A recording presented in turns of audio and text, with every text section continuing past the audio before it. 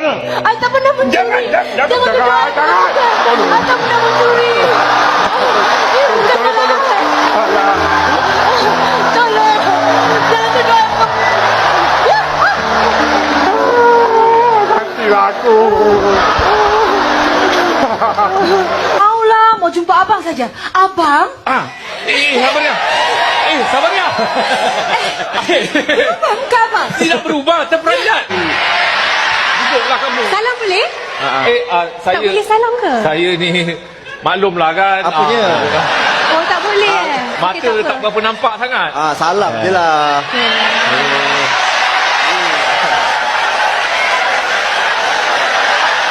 Dah lama-lama rasa macam rugi pula tak salam. Tak, masih sempat. Belum start lagi. Masih sempat. Memang sempat tapi saya tu kan.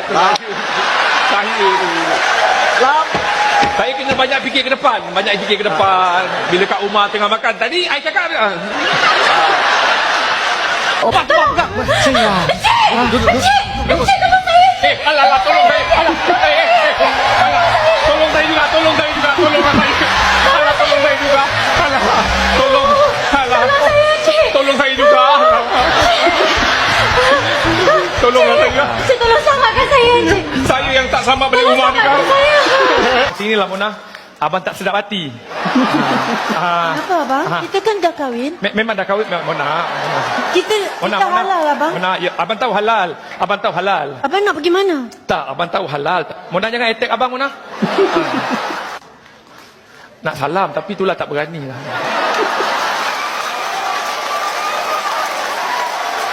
Mona tunggu. Atau Mona datang kemudian? Ah, Mona datang kemudian, ya? Mona. Nanti promise salam kat belakang Assalamualaikum. Waalaikumsalam. Tak berapa sihat. Ya? Tak. Alamak.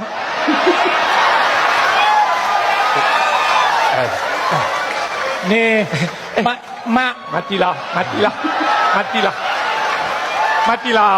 Macam mana nak balik rumah macam ni? Matilah abang. Macam ni. Tolonglah. Oi. Ini tandanya kasih sayang Mona ni kat abang. Ya. Tapi abang nak balik macam mana nanti? Takut ke? Jangan takut nak pegang tangan. Boleh je. Saya teman tak payah sampai ke hospital. Tak payah takut, tak payah sedih. Ha? Okey? Okey, bagus. Mari. Oh, okey. Bye-bye, Ayah. Assalamualaikum.